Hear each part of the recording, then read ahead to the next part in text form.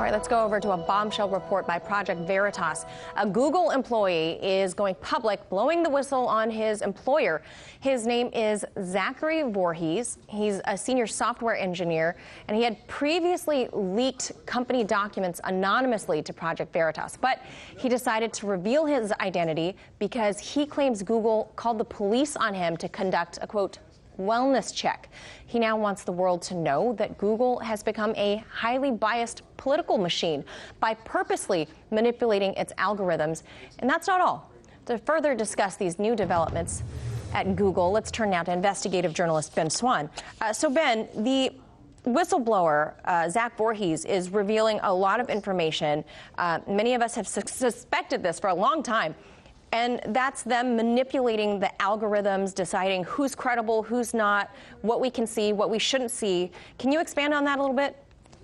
Yeah, absolutely. So in the original report, when he came forward, and Zachary Voorhees at the time kind of went undercover, he did not want his face shown, but he did speak openly. He released a bunch of internal documents about something called machine learning fairness, which is basically this ML fairness program at Google that decides what you see when you conduct a Google search, essentially deciding for you what results come back, what you should see. And what he was trying to explain at the time was that this ML fairness software and algorithm is designed to create what Google considers to be fair and equitable results in order to change the way society feels about things. And he says that after 2016, in the 2016 election, Google went in a sharp direction, moving this way, trying to really change the way people think and to control the way they get search results when they search the internet.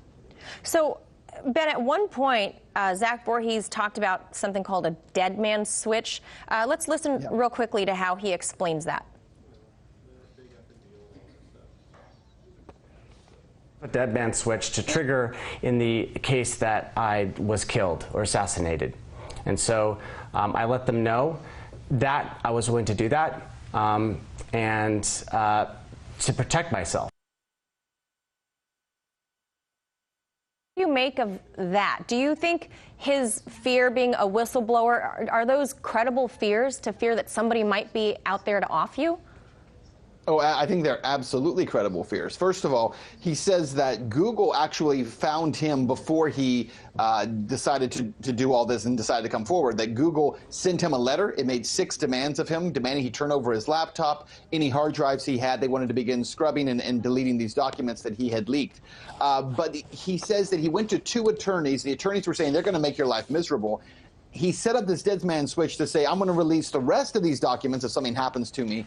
And then, Manila, and then the very next day, he had 2 different sets of San Francisco police officers looking for him to perform a wellness check, that Google asked them to perform a wellness check on him. There's video in the report that was recorded as he walks towards these police officers, 4 or 5 of them, hands in the air with his cell phone in his hand. He said basically that he was told afterwards by his lawyer that this is a strategy Google uses to try to show that he is has mental issues and is mentally unstable.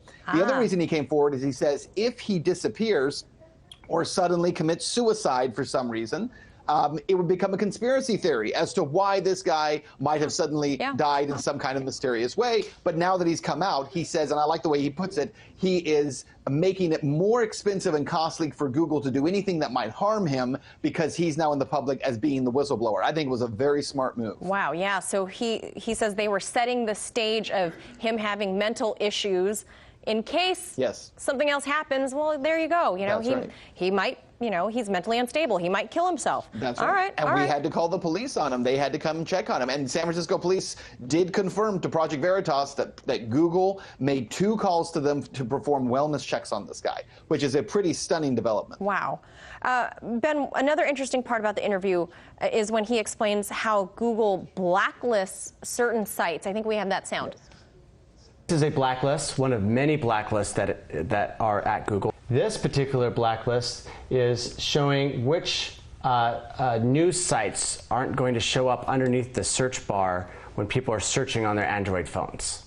And what they're doing is that they're saying, okay, well, you know, Newsbusters, The Gateway Pundit, National Enquirer, Media Matters, InfoWars, they're not going to appear, you know, on their search results. And they're telling people that, oh, they don't have any blacklist. This is all done. You know, they don't have any political ideology. They don't have any political bias. Ben, what do you make of that? I think it's exactly what I've been saying now for almost 2 years, really since 2016, but especially in the last year, that Google is a political machine.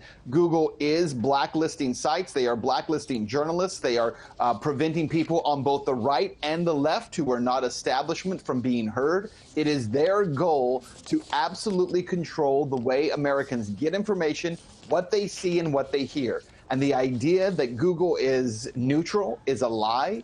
These documents proved that months ago, but nothing's been done about it so far. They affirm those statements by Voorhees. The bottom line is this, Manila, we know this is the case. Google is not acting as a platform. Google is acting as a publisher. So today, this day, Congress should move to strip them of that Section 230 of the Communications and Fairness Act to say you no longer have protections as a platform. You are a publisher, and you will be treated as such by law. That should happen within the next 24 hours, no question about it, and that would end this nonsense that Google is pulling. Yeah, definitely a shocking interview to watch. As always, appreciate your take on this. Ben Swann, thank you. Manila, thanks. Hey YouTube, thanks for checking out our channel. We hope you enjoyed the video. We have tons of content for you just like this. For more of RT America's one-of-a-kind news and analysis, be sure to subscribe and never stop questioning more.